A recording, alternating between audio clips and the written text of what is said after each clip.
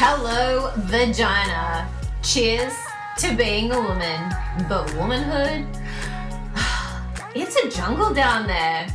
Get ready to be real, raw, and totally uncensored as we explore the depths of health, sex, motherhood, and relationships. Strap in for those topics that make you cringe, make you blush, and make you want to hide your face. Welcome to the Hello Vagina podcast.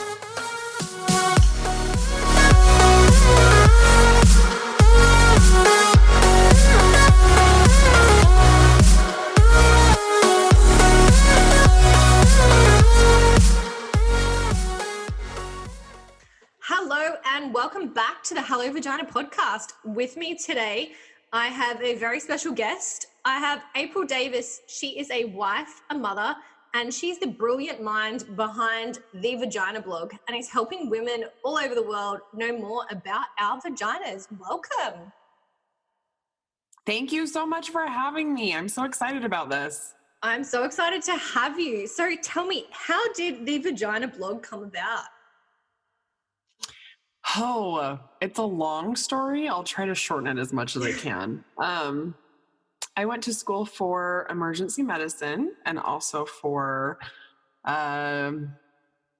photography, videography, visual tech, graphic design. So really two very different fields. Areas, yep. And loved both of them. And I've definitely always had a fascination with this as well. Like I always thought it'd be fun to be like an obstetrician or, go into women's health, and wasn't sure I could really commit to like full medical school. That sounded so hard. So, I didn't, take that path. But, over the course of my life, I had a couple different things kind of lead me to this. And one of those was, emergency medicine is when I was introduced to the idea of like, how would you deliver a baby in an emergency? How do women do with that? And then I became really interested in becoming a doula and started working as a birth assistant to a nurse midwife. And birth assistants are a little different. They do a lot of the same things that doulas do in terms of support, but they also help with a lot of the medical side of things. They're kind of just a second set of hands to a midwife, typically. And so I just fell completely in love, with women's health and also with all of this. And the midwife I worked with was a nurse midwife. And so she was also our NP at Planned Parenthood and, still does gynecological care along with, midwifery. And so it was kind of cool to be able to talk to her about what she was seeing and what she was dealing with and some of the gynecological side. So I got exposed to not only, birth work, but also some, of the gynecology. And I just absolutely loved it. And things changed in my life and made being on call difficult.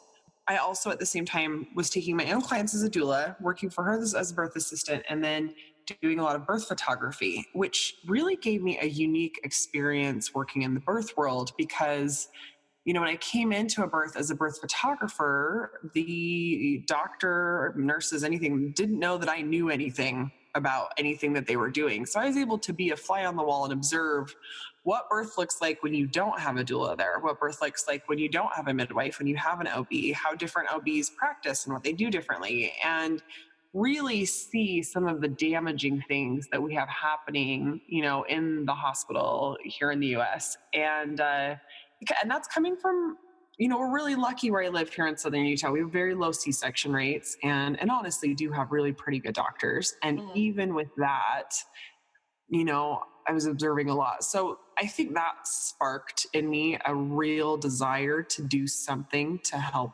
with change and also to educate, to help start to teach women what they could say yes and no to and what consent is supposed to look like. And, just in the birth realm, which all that carries out into all of it, So after I decided I needed to retire because being on call was not going to be something I could do, it was rough. I was like, I don't even know what to do with all this information I have all of a sudden. I have all this knowledge. I have all this education, and I love all this. I'm passionate about it. I want to tell everybody about it. What do I do? And that's kind of how the Vagina blog was born. That's amazing. Yeah, and there's definitely, even here in Australia, I think there's a lot of lack of knowledge until something happens. You know, Yep. we have antenatal classes, but nobody tells you what might happen, what an emergency C-section looks like, and Yes. what to expect. So when it happens to you, it's this huge unknown in a highly charged moment. And I think there's so much more that we could be doing to educate women so that when these post things happen, that they're actually aware of it. You know, just touching on breastfeeding, that, you know, a lot of women are going to have difficulty. It's not as easy as baby goes on nipple and feeds. No. Guys, it's weird. It's weird trying to get a baby, like shoving your nipple in a baby's mouth. It doesn't feel intuitive. Yeah. You know, that first time you're like, this is weird. What am I doing? What are we doing? How do we figure, you know? Yeah. Yeah. It's a whole new thing. Yeah. And even women that successfully breastfeed, like, the beginning is hard, you know, for a lot of people. So it's just something that's not touched on. And I think leaves women to feel really isolated, you know, knowing whether or not you want an episiotomy versus tearing. And I think that's a very, you know, 50-50. There isn't necessarily a right or wrong answer, but there's just not a lot of education you know, they talk about delivery, but they don't really touch on what, you know, the negative. And I think we do.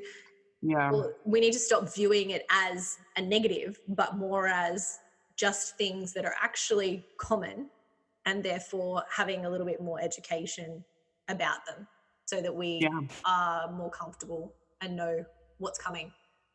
Well, and I mean, like you and I were kind of talking about earlier, things like episiotomies have been normalized. We need to make them not normalized anymore. We need to start understanding, like, that isn't, you know, it's a very dated thought that women can't deliver without, because you know, it used to be that it was numb them up, cut them, have them push, and have a baby.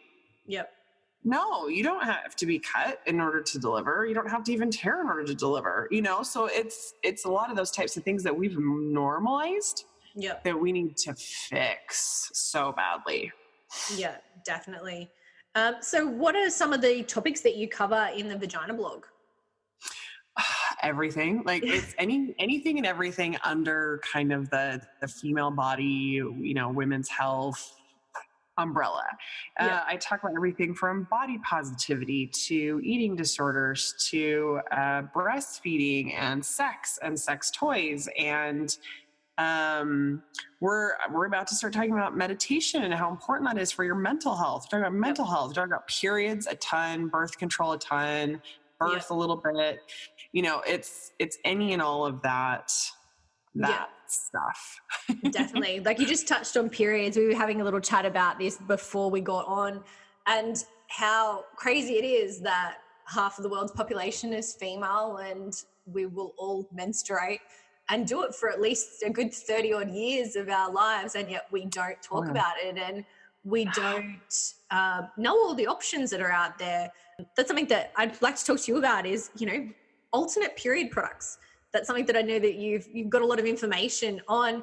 I think for me, I've just been a standard tampon user, pads at nighttime, and I did buy a menstrual cup, but I actually bought it for when I was trying to conceive, to keep the sperm close to my cervix, because I'd read on Trying to Conceive forum that I don't know if once I've ever heard anyone using it for that. That's really funny. Well, there you go. Yeah. So when you get to that really like psycho crazy point of trying to conceive, where you'll try anything, I was taking some like wax supplement and laying there. Menstrual cup to keep the semen there, and then how crazy sleeping with a menstrual cup in to keep semen near your cervix. So there you go. A new use. You might have to put a post up about that. A new use for the menstrual cup. Yes. What you need is a disc. A disc sits up further. And there's fornix, and might help hold it up even higher and better. I've never heard of this disc. You'll have to touch more on what that is. So we talk a lot about alternative period products, and the reasons are plentiful as to why. Tampons aren't great for you. No. And Or the you know, environment, I'd imagine. or the environment. And that's kind of the reality of pads aren't great for the environment. They're not great for you. Tampons aren't great for you. They're also not great for the environment. Like it's just time to start really looking into better options. And there are so many better options out there. I'm completely in love with period panties. They're just the They best. seem to be very, very popular and something that we're definitely starting to see a lot more of. More and more brands are coming out, which makes me so happy because hopefully these will continue to become more affordable, more easily accessible, and more normalized. Yeah. I mean, period panties are amazing. Cups are amazing. Discs are amazing.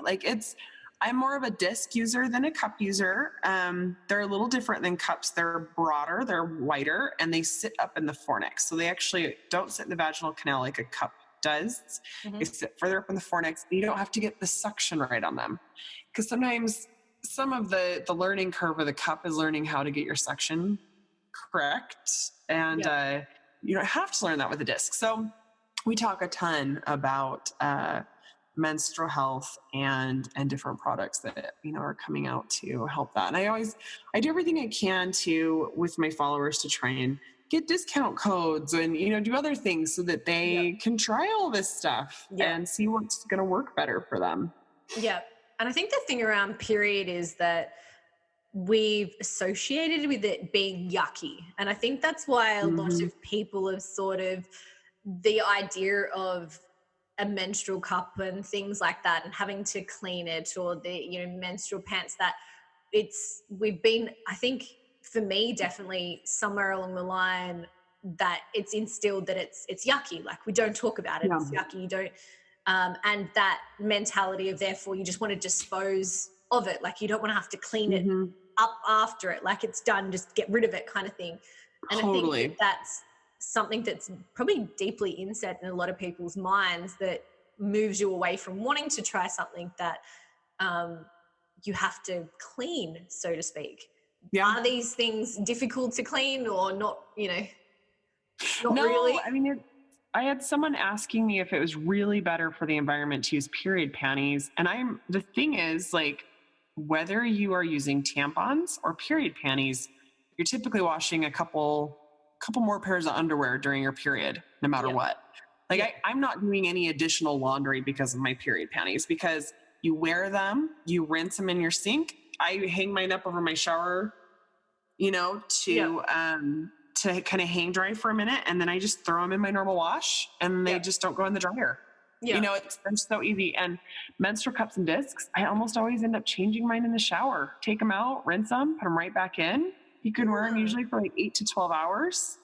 And so, that's a very good idea. This thought that they are so much messier. It's just not really the case. And, you know, people are really weird about like, oh, I don't want to get, you know, blood on my hands, or we don't want to get pee on our hands either, but that happens sometimes. And that's not that big of a deal. And we don't want to get any of these other bodily fluids that we have on ourselves. Right. But at the same time, like, it's also not a reason to freak out. We can just wash our hands. You just wash it off. You know? That's right. Yeah. It's not permanently stuck there. It's not actually like you're going to seep into your skin and stay there for days. Like you can just wash it off. Just like everything else that we do with our body, you know? And so I think reassuring people over and over again, like, this is part of you. This is not some scary, and it is hard. I mean, biologically, we've associated blood with scary.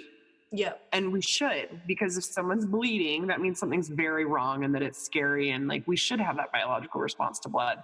But, you know, we need to somehow make that separation in our minds. And as we teach our kids and daughters how to deal with this, make that separation in their minds as well, that this isn't scary, that this isn't icky, or it's just part of your body. That's all, you know? Yeah. And that's the thing. It is very normal and we need to normalize it more. You know, it's going to happen several times a year, you know, on average 12 times a year for 30 plus years. It's normal. There's nothing abnormal about it. So we need to be able to have more open conversations. I think I spoke to my mum. There's a 13-year age gap between me and my younger sister. And she didn't do the talk or anything with me. And I sort of really pushed her to do more talks with her And I ended up asking my little sister, I was like, did she do the talk? She's like, no, she just pointed out that this is the drawer with the pads and the tampons. And it's like, I think, you know, it's not that she didn't want to, but I'm sure that it's uncomfortable. Like, it's been made to be a topic that is uncomfortable and that you don't want to talk about. So it makes it hard for mums to share that with their daughters because they don't know how to approach the topic because it wasn't approached with them and it wasn't approached with the generation before. I've told a story before about how my great aunt thought she was dying because she just started bleeding and you didn't talk about it back then. And she thought she was dying.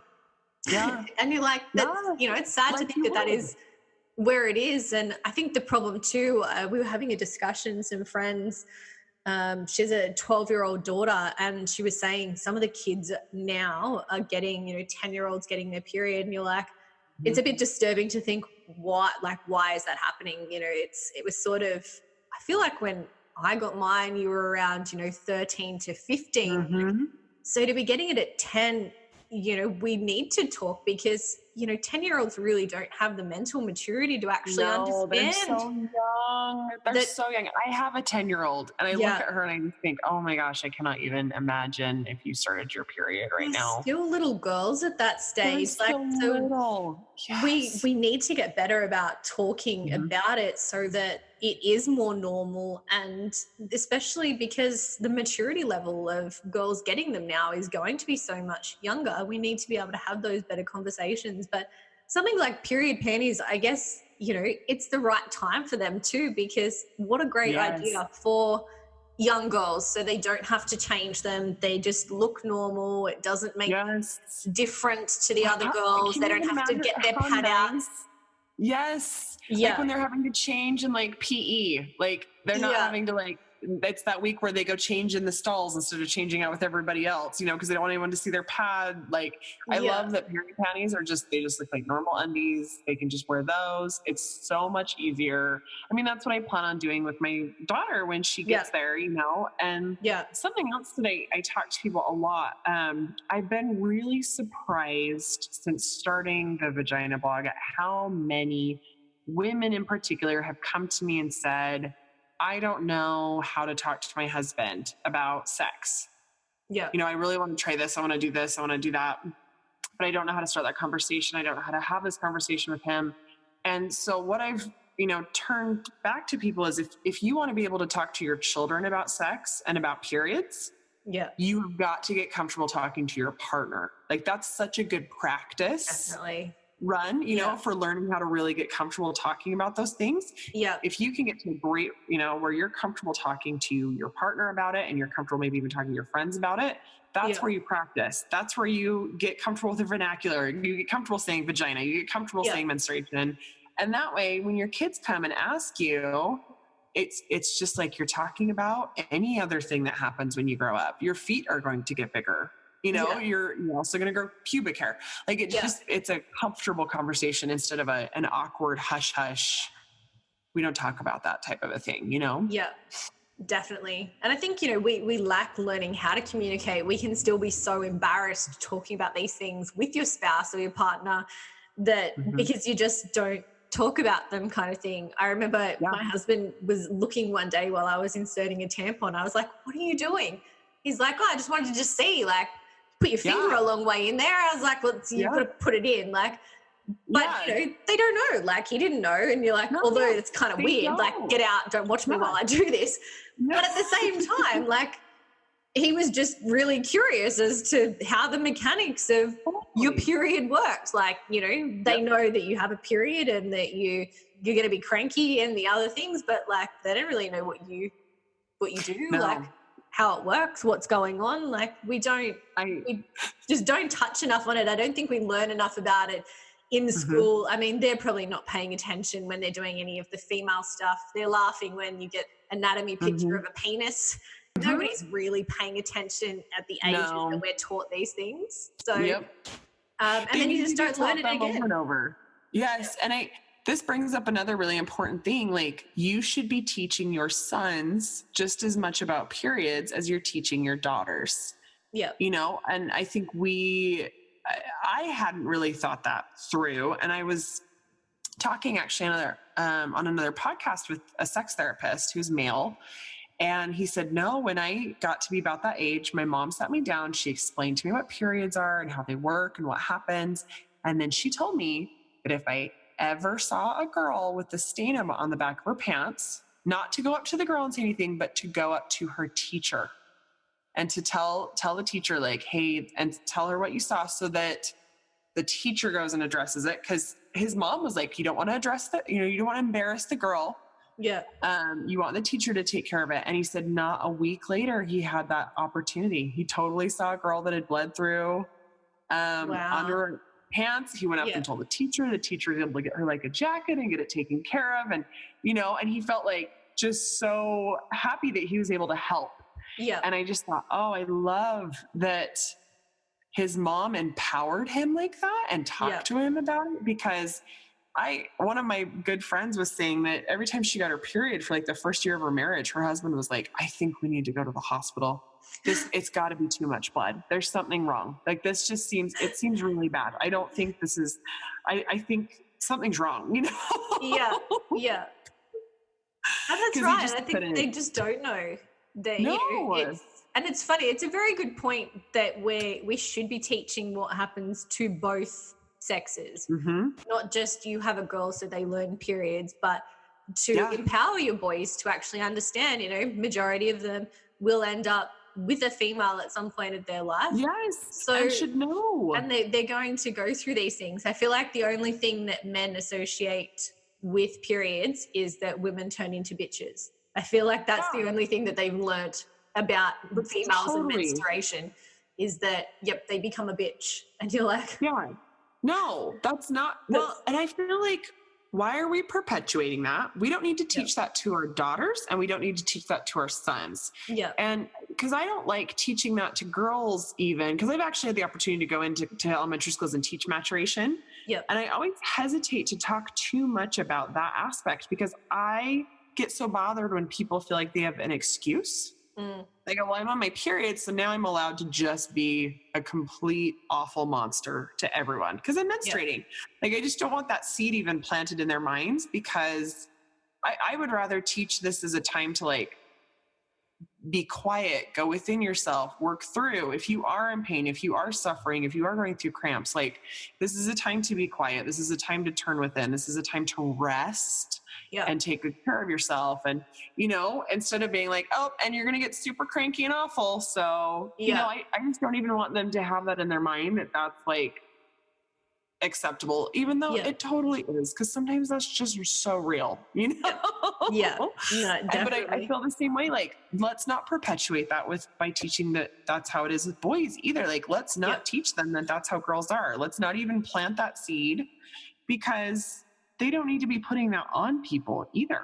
You know, one thing that irritated me is I do get bothered if people are like, oh, I'm sorry, are you on your period? No, you're being awful and you pissed me off. Yeah, that's right. Like, that's not even, you know, like, I hate that. Yeah. That sort of leads us into, you know, when we're talking about girls getting their periods, birth control. Like, I think so many women really don't understand just what's out there in terms of birth control. Well, something that has been really interesting is probably it's been maybe a week or two ago, over on Instagram, I kind of put up a post talking about something that a lot of people don't understand is, you know, when you go into the doctor to get put on birth control, they talk a lot about it it regulates your period. And it, you know, puts you back in a better cycle because it's regulating your period because you're taking hormones to help. And the reality is there are no hormones in birth control. Those are synthetic drugs that mimic hormones. And so, and they use words like estrogen and progesterone. There's not estrogen in birth control. There's not progesterone. There's progestin. And there's a whole bunch of different variations of synthetic drugs that act like estrogen, but they're all synthetic. Like, those are not, And there's a lot of side effects. I went in and I just went and looked up the pamphlets for a lot of the different forms of birth control. And I just screenshotted the side effects that are published in the pamphlets for the pill, for the patch, for the IUDs, for the depot shot. And people were shocked. They had no idea that birth control could cause irritable bowel, can cause severe vitamin D deficiency, severe vitamin B deficiency, liver tumors. I mean, it's strokes, heart murmurs, high cholesterol. Like, birth control causes and can cause all sorts of things that we aren't talking enough about. You know, we often hear like, oh, it could possibly make you moody or gain weight. You might gain some weight, but we're not talking about like the vitamin deficiencies and all the side effects that come with the vitamin deficiencies. And and then the story started to flood in. And that's what was the most alarming. I had people like, oh, I don't process serotonin correctly anymore because I was on birth control. I'm infertile because I was on birth control. I did have liver tumors because I was on birth control. And because the concern that I have is we're now getting to the point where you can go pick up birth control at a pharmacy without a prescription. They can just hand it to you almost like it's over the counter. Okay. And while that sounds so convenient and like such a great idea, the reality is that makes it that much more casual. Yeah. And for me, we need to be taking birth control a lot more seriously. We need to start looking to it. You know, they keep saying women in the United States are dying of heart disease way more than they ever used to. And no one's pointing their finger at this drug that we're all taking. Yeah. It's a little weird. Yeah, definitely. You know?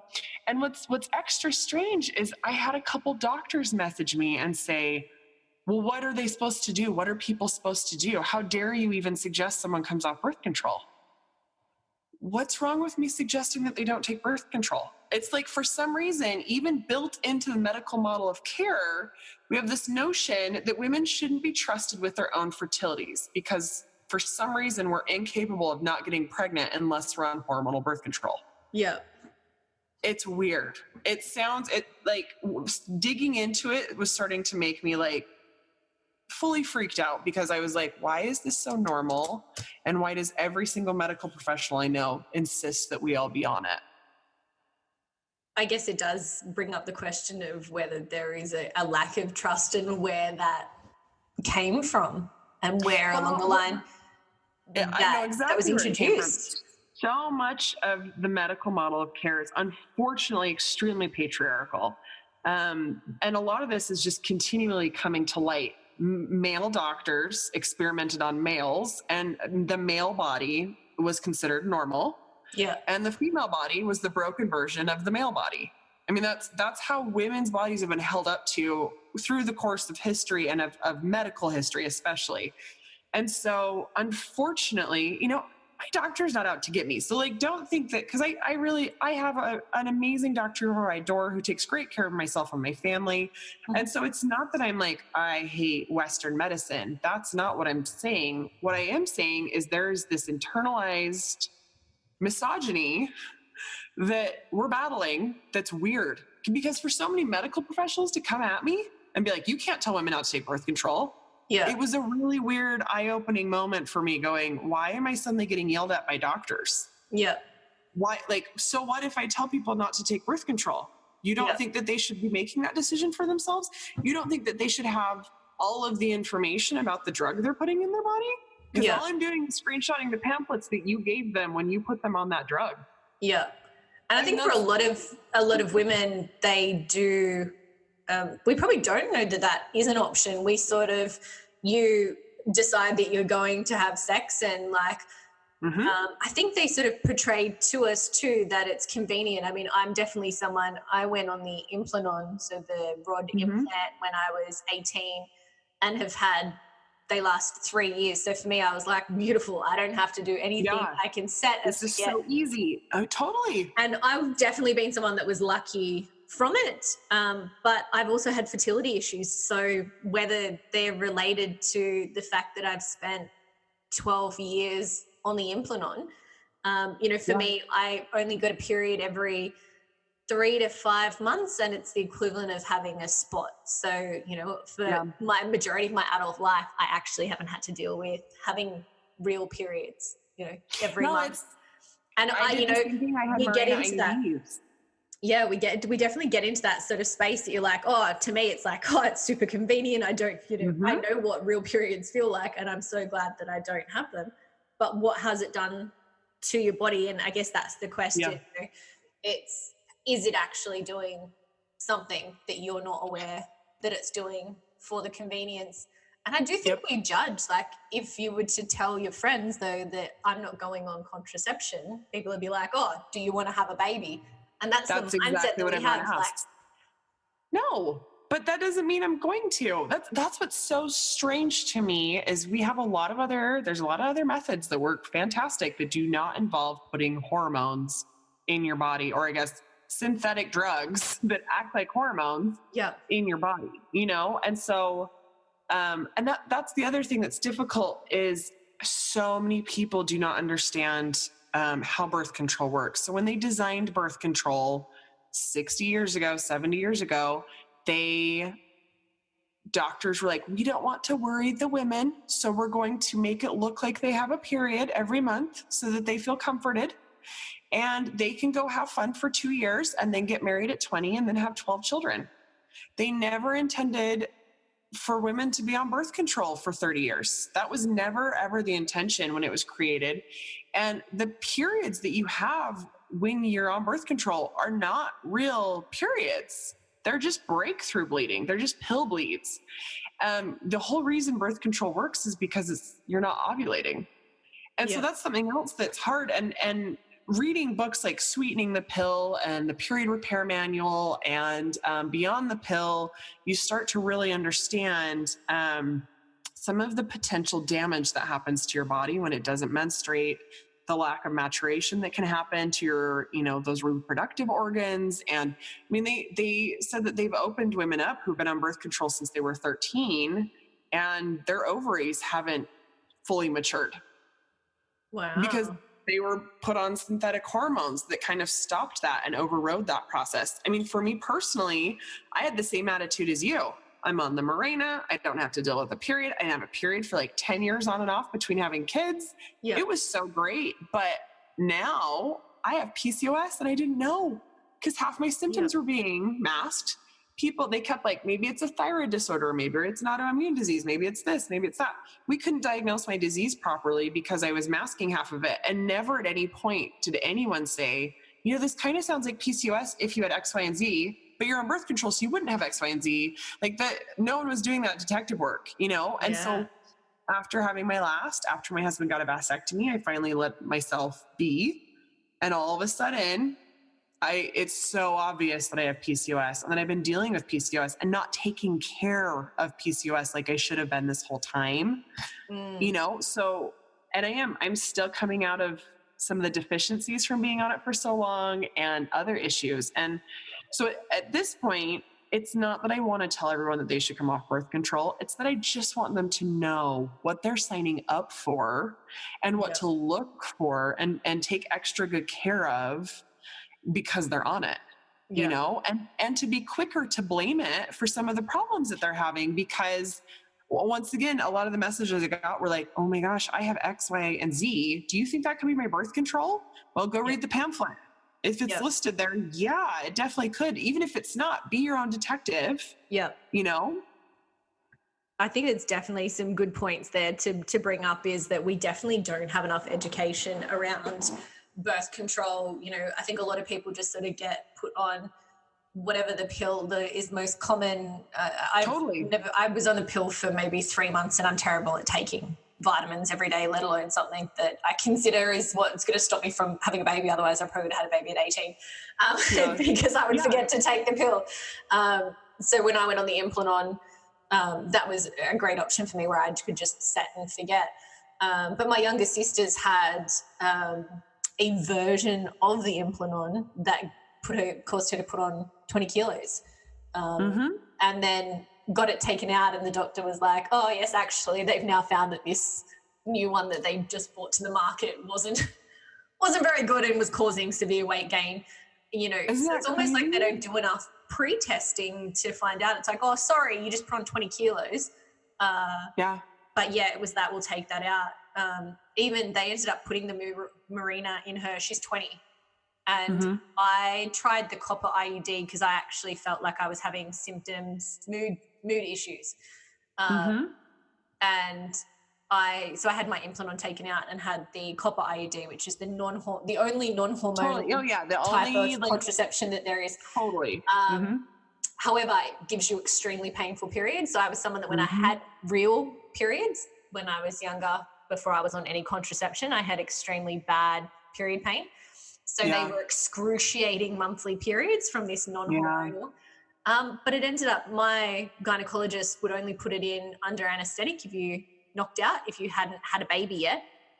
Really? Yeah, because your cervix hadn't dilated and it's actually excruciatingly painful. And my sister acknowledged this. I was awake for it. I had a copper before having kids, and it was, it's brutal, but I lived. I mean, the cervix is a really angry organ. It does not like to be touched in any way, shape, or form. Does not like to be touched. But with mine, it dropped down, so the string got long. So I went in. So he cut the string, which I thought was a little peculiar, to just cut it, because then obviously it's going to be shorter than what it was meant to be. And then after 6 months of not being able to handle these periods anymore, and my mood issue hadn't really improved, I decided that it obviously wasn't directly. It was not for you. My implant on. He couldn't find it, so I had to go back under again, and it had implanted into the side of my uterus. Oh, so you know, these are the side effects that we're not taught. You know, we're not told about. It's like, yes, we can put this IUD inside your uterus, but it can implant. It can actually get caught on the side of your uterus. Like, what damage does that do? Her hip. It found its way out of her uterus into her hip, and she had to go have it surgically removed. I mean, it was a hormonal one, so she was actually still okay, like wasn't getting pregnant. But the thing that's concerning too is I feel like when we do some of these set it and forget it disconnects us from our body, from our cycles, from our everything. Like, it really creates this big space of disconnect. Like, we're not having to worry about whether or not we're getting pregnant. We're not having to worry about our period. We're not having to worry about some of these things that, you know, I'm realizing, like, I do think that there is, you know, it's worth knowing what's going on with your body and having those signs and symptoms that maybe you really need to have, you know? Yeah. I think that's definitely a good point that you brought up with your PCOS. Like, I guess I wouldn't have known that it could be your birth control could be masking your symptoms. So I think that, you know, the point is to definitely understand what it is you're on. And when your doctor's suggesting something, I think the Mirena is a very common one here now at your postpartum checkup. Like, let's put this in. Again, that set and forget. We'll put it in. You don't have to worry about it. You're good to go for 3 years or however long it is. They've just ask questions, find out. 7, which is so crazy. But that's what I'm saying. What are the side effects? Hand me the pamphlet. Read the pamphlet when they give you the information about it. Really understand what you're doing, and don't feel pressured into getting on birth control. You know, make that decision knowingly and for yourself. And I mean, we're kind of getting to a point too where, like, if you want to do something like fertility awareness, there's so many apps and devices now that doing something like that is so much easier and more reliable than it's ever been. You know, people get caught up in, like, oh, the rhythm method. And I'm like, fertility awareness is not the rhythm method. Fertility awareness is a totally, like, very science-based, very precise. But honestly, once you get into that routine of doing it, it's not a hard thing to do. So I send everyone, I'm like, go read Taking Charge of Your Fertility, learn about all this. It's so important. And then go from there, make informed decisions. That's all, you know? And I think probably one of the other things I've definitely found in my life with men, though, is that I think because so many women are on these birth controls, they've really become anti-condom. And totally. The idea of having to do that and for them to have responsibility for sex has been taken away. Like, it's like, I sometimes say it. I'm like, use a condom. Like, I don't feel like having the mess. Yes. You know? And the objection to doing that, it's like, what, you know, you should be like, why is it just me that has to be responsible for not getting pregnant? Like, it takes both of us to actually make it. Why are the females the only ones? So I think we need to be pushing more back to say, like, no, like, you're able to contribute to this. Yeah, this is your problem birth control, you know, condoms are a form of birth control, and you can be doing something. Totally. Or pulling out. Pulling out is, like, I was reading the stats on withdrawal. It's as effective as condoms if used correctly. Yeah. Which really blew my mind. But it goes back to this unfortunate misogyny that we have built into the medical model of care. I hate using the word misogyny. I hate using the word patriarchy. I love and adore men. I love my husband. But the reality is male pleasure is what we have been focused on for the last thousands of years. Yeah. Of course, when they came out with birth control, it targeted women. Yeah. It just doesn't even make any sense beyond, like, men can impregnate women all day long, every day for their whole lives. Women can get pregnant like 2 days out of the month, but for some reason we're supposed to jack up our bodies and let them enjoy their pleasure. Yeah. You know? And so that's what's so frustrating is it needs to be both. It needs to be managed by both. This weight needs to be carried by both. And I don't think that's unfair, you know? Not at all. Not at all. So just to finish up, what are some good resources that you've sort of found in terms of either sort of period products or a birth control? You mentioned a couple of books earlier that were just some good information to read to sort of educate you if you want some more education. So 2 must-read books for anybody with a vagina are Taking Charge of Your Fertility. And because a lot of people buy this book when they're trying to conceive or if they want to try fertility awareness as a birth control method. And both of those are great reasons to buy this book. But we don't know enough about our menstrual cycles. This book tells you absolutely everything you need to know. It reads like a friend's blog. Like I went into it thinking it was going to be lots of medical terminology, lots of boring. So interesting. So interesting to learn so much about my body. So interesting to learn so much about my cycle. Because your cycle is not just that week that you bleed. Your cycle is, always happening. And so to learn about that changes in your cervix, the temperature shift that you go through, all the different things, fascinating. So Taking Charge of Your Fertility is a must read for anybody. I plan on handing it to my 14-year-old daughters when they get to that age and saying, here you go, here's everything you need to know. The Period Repair Manual is another one that I think everyone should read. The Period Repair Manual is great because it's a good place to start. Because she basically goes through everything you need to do to have a healthier, happier, easier period and seeds a lot of this. She recommends reading Taking Charge of Your Fertility and references books like Sweetening the Pill and, some of these other ones that talk more in depth about, how to best take care of your body and how to have your best period, how to be your best self, and what supplements you can take if you are on birth control, what supplements you can take if you do have PCOS or endometriosis or PMDD or even PMS or, it's such a good book. So those 2 are like must reads for sure. Awesome. Well, that about wraps us up for today. But if our listeners would like to get any more information, they can find you over at the Vagina Blog on Instagram or your website, thevaginablog.com. But I'll also link those across on the Hello Vagina podcast website.